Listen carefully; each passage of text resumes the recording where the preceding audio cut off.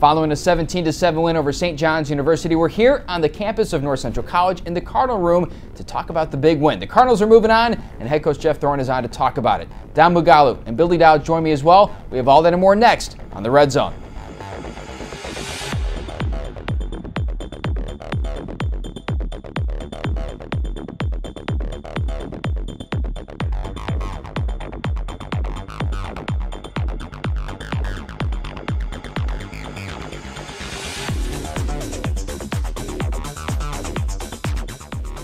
Presenting sponsor of the Red Zone is Athletico, the preferred provider of physical therapy and athletic training for North Central College. Welcome into the Red Zone, and head coach of the football team Jeff Thorne is here inside the Cardinal room, and you guys are busy in prep for UW-Oshkosh, but let's go back. Okay. St. John's, phenomenal team, comes into your building, and you put together a full performance against the Johnnies. Yeah, you know, at all three phases again. It was really exciting to play a team of that caliber. They're the winningest team in Division III history. John Gagliardi, the legendary coach, with the trophy named after him that our player has been nominated as one of the 10 semifinalists. Really, that was announced on Monday. You know, and we had been given a heads up that Austin was nominated on Friday. They told us, but we couldn't tell the team until Monday because it wasn't becoming public then. So having that knowledge, playing a team of that caliber with that kind of pedigree, really an important win for the program and extremely exciting.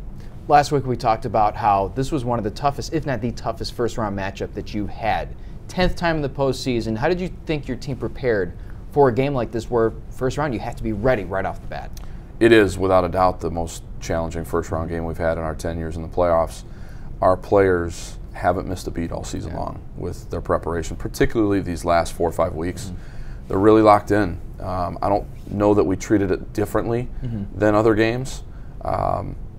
They knew what was at stake, and their preparation matched what was at stake. Obstacles to overcome. So Austin out with an injury. Street closed on the sideline. The weather was couldn't figure out what it wanted to do. How did you guys manage your way through that? And did you come in understanding what you guys wanted to do, and was that what you executed, or did you shift mid-game? No, we knew we wanted to run the ball.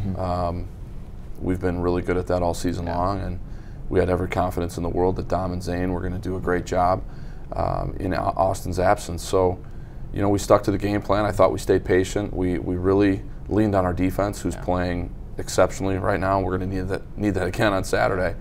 But we felt like if we could control the clock and possess the football, we were going to be in really good shape. And then when we woke up and the weather was as it was forecast, and you've got rain that turned into snow, and it's sloppy, and throwing conditions were difficult for both teams, being able to run the football the way we did was really, really important. You talked about this post-game, but having Dom and having Zane, but particularly Dom, 40 carries, that ties a program record. You just mentioned nice to lean on a guy like that, but to have a guy in the wing that's ready to step up, it's got to be a luxury. Absolutely, and that's been one of the things, one of the hallmarks of our program in the years that we've been here is we've had a stable of running backs. And one guy goes down, the next guy steps up. You can go all the way back to Ryan Kent. He goes down in the Mount Union game in the first half. Matt Randolph steps in and plays brilliantly. The next year, the next year Ryan's a senior. He gets hurt in the Wheaton game. O'Shane Brown steps in and goes for 140 yards and really never looks back and is an all-conference player. And then the next year, O'Shane goes down and Austin steps in. It's really been, it's par for the course for us. And our team, we experienced a devastating loss, heartbreaking loss in the third game of the year when Ryan Kuhl went down. So this wasn't the first time our team had to rally behind one of our players that we've lost, that everybody, you know, your heart hurts for him, but you know, hey, life goes on, the season goes on, next guy's got to step up. And both Austin and Ryan, I think, were on the sideline for that game. Was it nice to have their presence still around? No question. Let's go to the defense. Billy Douds was a big part of it, but this entire unit, you said, is firing on all cylinders right now. 2 sacks for Billy. Tommy Sora, 2 sacks. What can you say about this unit right now that seems to be clicking? You know, in a lot of ways, the Wheaton game on Monday night, and I mentioned Monday night because I think there were 2 games that were played that weekend. It was really important for us to experience what we did. It wasn't fun getting beat up the way we did, but we found some things out about our team. We had to make some changes. We did. Our players have embraced their new roles, those that were asked to take on new roles, and it's given us the ability to cover better in the secondary, which has given Coach Murray the ability to become a little bit more aggressive with how he's calling the defense and getting some more pressures. And you're seeing the result of that. Yeah. You know, a lot of times you're not getting sacks. People point at the defensive line. Well, you look back at last year, our linebackers had 25 sacks last year. And this year, they weren't getting those sacks because we really hadn't had the opportunity to do that. Doing that has freed up our defensive linemen to get a little bit more one-on-one situations. Yeah. That's what you saw Saturday with Billy. He's fantastic when he gets one-on-one, and he's really playing at a high level right now.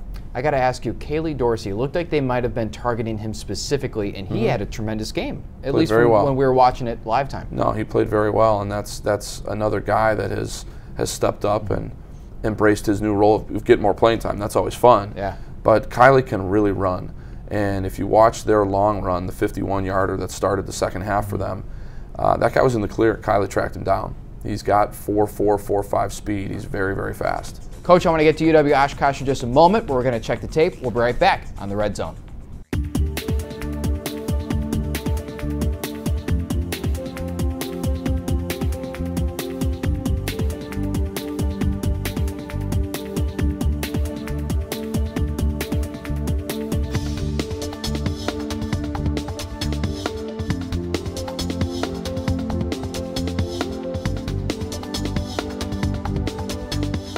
Welcome back, and now it's time to check the tape.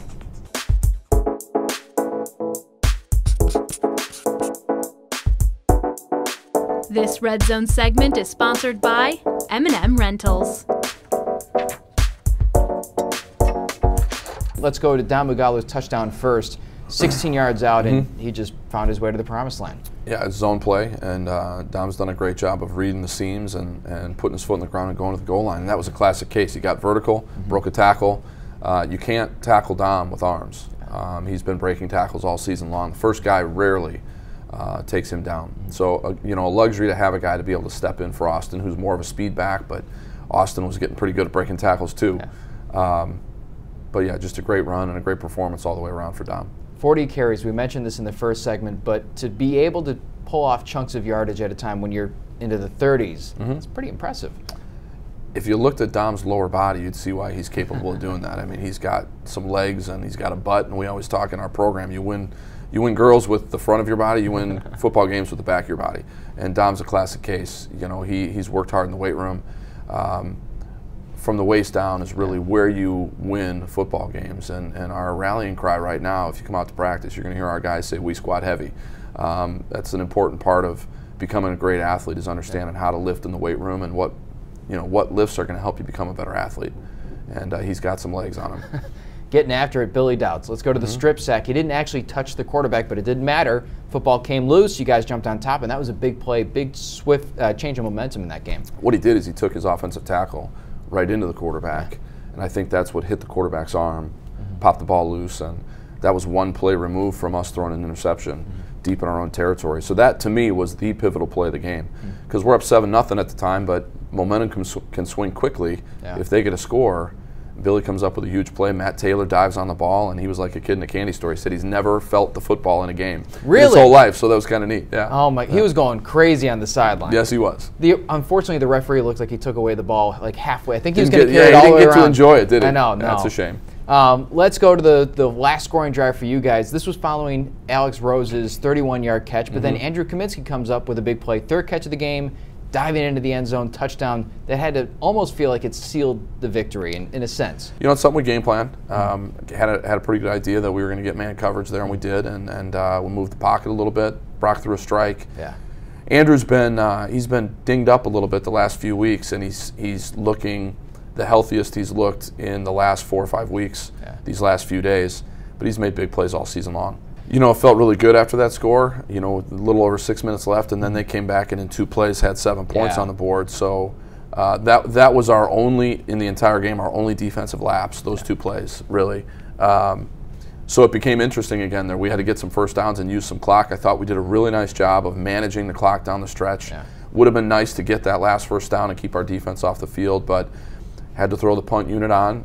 Mike Siebold throws a perfect snap back to Zane. He gets the punt off, and from that point, I felt like we were in pretty good shape. couple of days, a trip to Oshkosh, and this is going to be a big game. They're ranked 3rd in D3Football.com, another highly ranked opponent. What are you guys preparing for?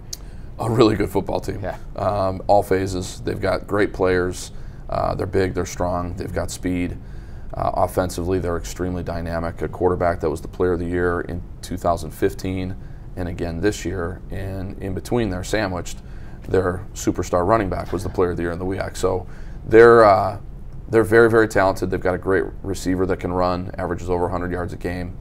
And defensively, they graduated a lot of talent from last year's Stag Bowl team, but these guys are still veteran guys. Yeah. There's a lot of juniors and seniors on that side of the ball. They can run, and they present some challenges because they do a lot of things that are different than what you see on a typical basis in a regular week. So it's been a fun week of preparation. Yeah. You know, breaking somebody else down that you've not seen before. Yeah. Let's get you out of here on this. Your quick hit, and I didn't prep you for this, but I'm sure it'll be a pretty easy answer. With Thanksgiving this week, yeah. What is it that you're thankful for? Oh, my family. My family, my friends, my job, the opportunity to work with a different group of players every single year, and you get to work with guys for 4 years and watch them go from young man to truly a man. Thankful for my faith. A lot of things to be thankful for. Yeah. And yeah, I'm blessed. Well, good luck Saturday up at Oshkosh. Hope we can pull out a win, and hopefully we'll see you next week. Thanks, Kevin. Coming up next, we'll have a couple of veteran guys joining me on set. We'll be right back on the Red Zone.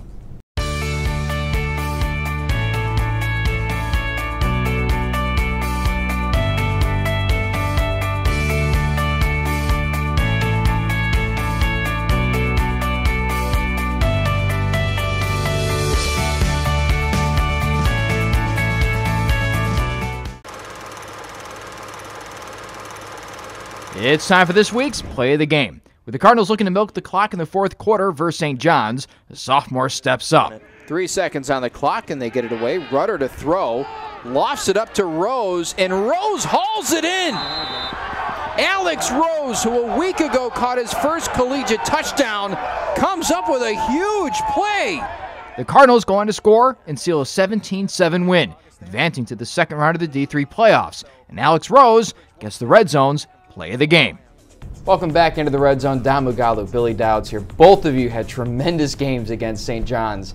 That is a high-caliber team. We'll talk Billy first. Defensively, you guys got after it. You and Tommy combined for 4 sacks. That had to just feel fantastic out there on the field. Yeah, and it felt great shutting it down. Couldn't have done it without the offense, though. The way they possessed the ball, it gave us an extra couple of minutes to catch our breath, an extra minute to sit down. So it was great being able to see Dom and Zane tear it up. Our offensive line was, they really controlled the game. Yeah. So it was great. And our defense, like Coach said, is the last couple of weeks we've been on a roll, and we're feeling pretty good. That is a good offense that you guys just faced. And Coach said last week that the quarterback came from Penn State. Yep. You don't go to Penn State and become a slouch overnight. And he was a good quarterback. You took him away. You took the running game away. What was it? Was it just the mentality you came in with? We knew we had to shut down the run and try to make him one-dimensional. And with the weather, shutting down the run, we knew the weather was going to play a huge part. He's a very good quarterback, number 22, and they had number 9 as receivers, very good receivers as well. So we knew if we could shut down the run, we had a very good chance to win the ball game.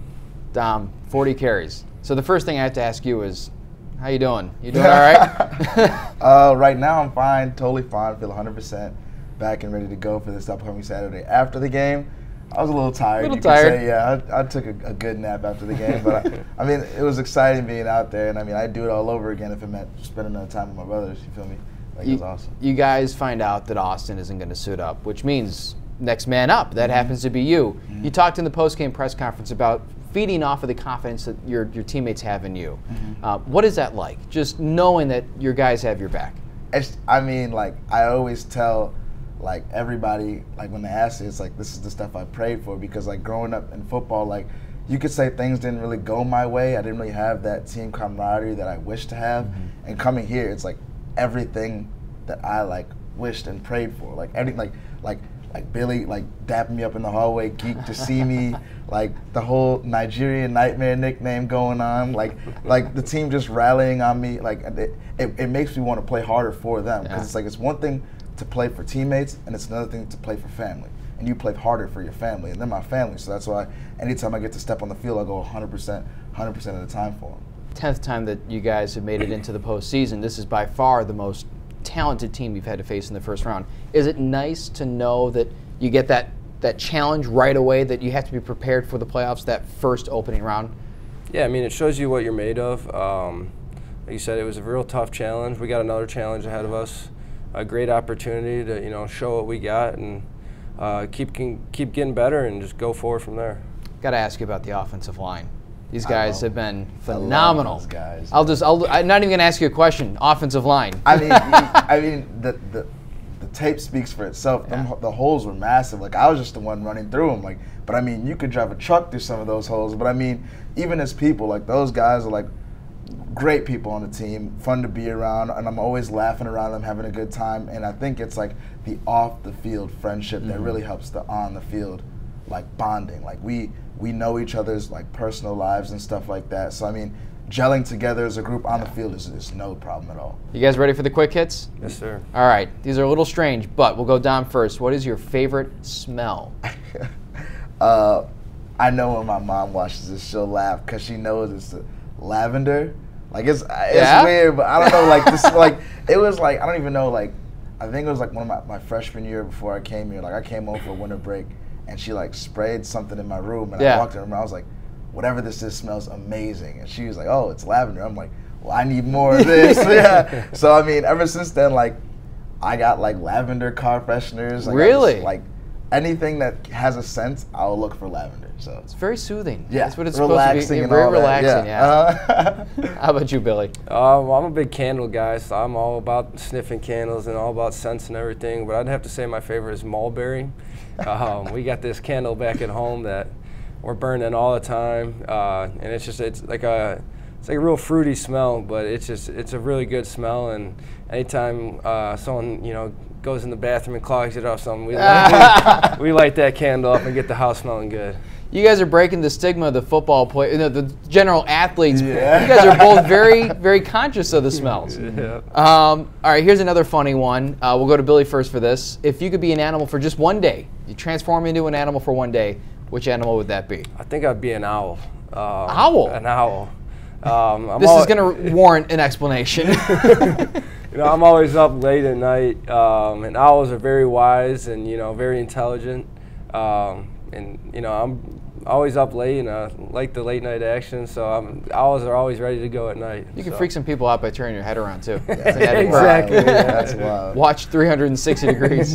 Dom, how about you? I don't know. Like, my favorite animal is a tiger, so I'd say that. But I mean, like, I think it's one of the cooler animals, and that they're huge cats, but they can really stay stealthy, like do like the high grass and whatnot. And I think it's awesome. So if that was if I could be an animal, I'd be a tiger. Nice. All right, we'll go from two funny ones to a sentimental one. Mm-hmm. Don, we'll start with you. What are you thankful for this Thanksgiving? My Lord and Savior, Jesus Christ, my family, my friends, my teammates, and I mean, anyone who has had a positive impact on my life, but particularly from my family, my father, because I mean, he's done any and everything to help our family out through thick and thin, and I mean, he's the reason why I'm still playing, because in high school, like my sophomore year, things started to hit the fan, and I almost hung it up, but he really convinced me to keep pushing and keep going, and I mean, I can't thank him enough for that, because the position I'm in right now is like it's I always say it's everything I could have asked for. So I mean, him specifically out of my family, I would love to thank him, and like I said, family, friends, God, yeah. I think your teammates can thank him too, since you just ran for 180 yards and a touchdown. Yeah, it's awesome. We would have also accepted ice packs after a 40-carry game as well. But keeping us off the field. Yeah, Billy, thankful for the running game. Yeah. Billy, how about you? Thankful for my family. My family back at home, my family here. I'm still thankful just to be playing the sport of football. The game that I love. I was off to a rocky start my freshman year. Things didn't go the way they should have went. So I'm very thankful for Coach Coach Thorne Sr. and Coach Thorne, head coach, Coach Thorne. Just thankful to be here and become the person I become because of this program. How about thankful for one more round, too? Yes, sir. Oh, yes, maybe sir. Thankful to be maybe playing, 4 more. Yes, sir. Oh, 4 there will be. There will be. There you go. 4 more. We got that. Guys, thanks so much. Happy Thanksgiving and best of luck against Oshkosh. Thank you very You much. too. Coming up next, we'll go to the Cardinal Corner. We'll be right back on the Red Zone. Hey, you. Yeah, you. Getting that college education. What are you gonna do? Graduate and take some office job? Be like everybody else. Or will you dare do something different? Like, be a teacher. You could be my teacher. You got the skills, the smarts. Yes, you. You could be the teacher I never forget. That'd be cool. Does that corporate job even have recess? What are you gonna make of yourself? What are you gonna make of me?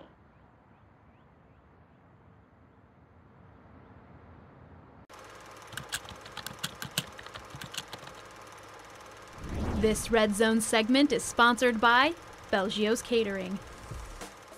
As we approach the midway point of the 2017-2018 school year at North Central, we count down our top moments between the lines. Starting with soccer. For just the second time in program history, the men's team punched its ticket to the conference dance. How? By racing out to a 5-0 record in the CCIW, including a road win against a very stingy Carthage team. Gavin Sanchez led the way with 5 goals, followed by Ryan O'Dean and Alex Flores, while Connor O'Neill was stout in net, allowing just a shade over a goal a game. From the pitch to the court, women's volleyball also enjoyed a resurgence, as evident by a come-from-behind victory over Carroll, giving the team 3 conference wins on the season. That total, the most since 2012, and it came on the back of a strong senior class. Kara Howell and Julie Loggle led the team in kills with 189 and 166 respectively. Olivia Hanley totaled 318 digs, while sophomore Alexis Zimpelman tallied 456 assists. Already the owner of the single-season record for the most rushing yards in a season, NCC running back Austin Brunig ran circles around his opponents and the record book in 2017. His 19 total touchdowns are a new record, so too were his 114 points scored, and 1,686 all-purpose yards for good measure. For his efforts, the CCIW Offensive Player of the Year award and was named a finalist for the Joe Gallardi Award. All in all, the senior back helped North Central to its second straight conference title. Back to the courts, but this time, tennis. After turning over the entire roster, the Cardinals still managed to dial up an impressive recognition. For the first time since 1992, a first-team All-CCIW performer, Diana Barcelata. Anchoring the #1 position all season long, the junior compiled a 12-4 mark in singles play, including a third-place finish in the conference tournament. In just its second year of existence, the North Central Triathlon team took home the top honor among Division III schools, a national championship. Grace Miller, the top Cardinal and D3 athlete, to cross the finish line. The rest of the group included Naomi Hill, Jen Huffnagel, and Kate Canfield. Last, but actually first, the North Central men's cross-country team doing what it does best: bring home national titles. A year after setting the record for widest margin of victory in the national meets, NCC almost set it again, despite scoring less points. Jared Borowski and Drew Patel finished 2 and 3 respectively, all 5 scoring Cardinals placed in the top 31, and NCC ends up winning by 139 points. If you're keeping track at home, that's now 18 national championships by the men's cross-country team alone. Welcome back inside the Cardinal Room on the campus of North Central College, and here with Sports Information Director Clark Tuscher. Well, let's start with this 18th national title. Kind of have to start with it, right? I mean, yeah. like, momentous. That's a good word for it. They really, to talk to those guys going into it, I mean, you would hardly know that that's what they were racing for. I mean, it's just so matter of fact to the way they went about it, and it showed in their performance. You know, they really. The 2 guys in the front, they kind of let the first place guy go early in the race. You know, they have a choice to make there. When he starts to take off, you can try and go with him, or you can just kind of let him do his thing up there. With 2 guys up in front, we still, even if we finish second and third, we're way ahead in the team race at that point. So I think both of those guys made a conscious decision to just hang back and stay within themselves rather than take a risk and worry and possibly take a chance on hurting the team late in the race if you run out of gas. So they all were dialed into team, and I think you saw that not only during the race, but then talking to them after the race. Well, we kind of chatted about this before hopping on. They missed the widest margin set at a national meet in Division III by 5 points, which they happened to set last year, but they scored less points. What is it like being around a team like this that has won so much Are they still just as enthusiastic about it on time 18 as you probably thought they were on time 1? I think so. Certainly the coaching staff is, because one of the things that they come back to time and time again is that every team's different. Every season is different. Your competition is different every year. So in that sense, there's always a sense of novelty to it, but there's also a sense of responsibility these guys have, because all these great teams that have gone before them, and they're wearing the same uniform. They feel that sense of responsibility to hold it up and do their part for a program that's been so good for so long. So I think there's a couple of different elements there, but definitely it's an exciting time every single one. Tremendous finish, 57 points, 139 margin of victory. That's insane. Basketball last night, slim margin of victory for the men team. Mike Pollock, a newbie, steps in and drains basically a buzzer-beating 3. 1 second was left on the clock, but it's a great win against a BU team that was fantastic the last few years. Yeah, they're looking a little different this year than they've been in the past. They've got some young guys in the lineup now, but definitely provided some matchup problems for us. We were down 15 points late in the first half, wind up cutting that down to 2, take a 14-point lead with 5 minutes to go in the game. We lose all of that. It's tied at the end, and certainly, Mike's new to the program, but certainly has fit in very, very well, and it complements what the other guys on the team do. And he's an excellent shooter. They knew that going in. Supremely confident giving him the ball in that kind of a situation. I think it wasn't necessarily an effort to get him the ball. It's just kind of how the offense went, and that's who it came to. And he was ready when he caught it. So. That's having a reliable scoring option coming off the bench like that is a really kind of a rare luxury in the Division III level. So I think they're very excited about what he might be capable of. How about the women's team? A lot of new contributors that have been on the floor for the first 3 games, still trying to figure it out. Seems like the new system's going to take a little while to kind of iron out. Just like the previous one did. You've been in that mode to just run for 4 or 5 years, and now you're getting back into running more traditional sets, both offense and defense, and it's just taking some time.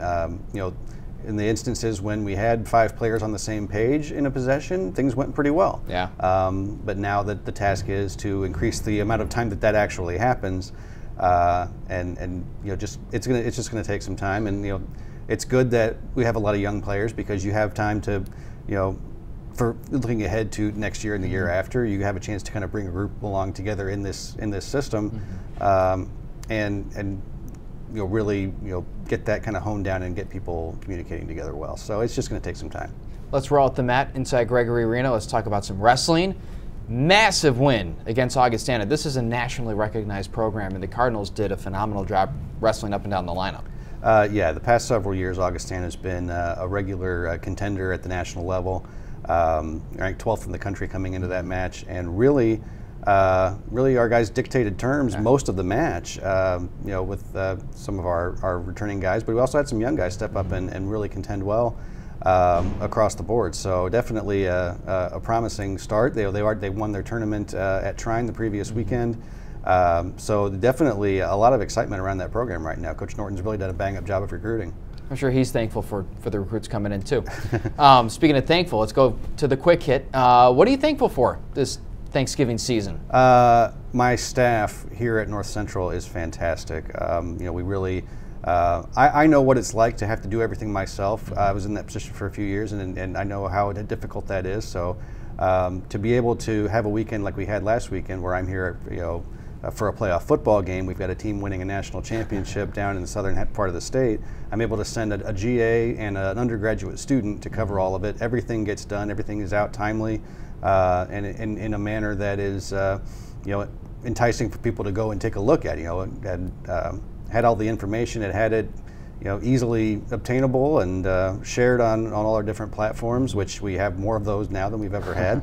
And having me not be able to not have to touch it, and be able to focus on what was happening here, it's definitely a great luxury that not a lot of programs have in small colleges. So I'm definitely very happy for such a capable staff.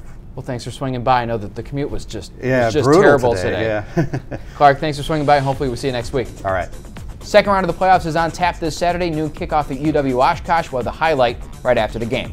I'm Kevin Jackman. Thanks so much for tuning in. This has been The Red Zone.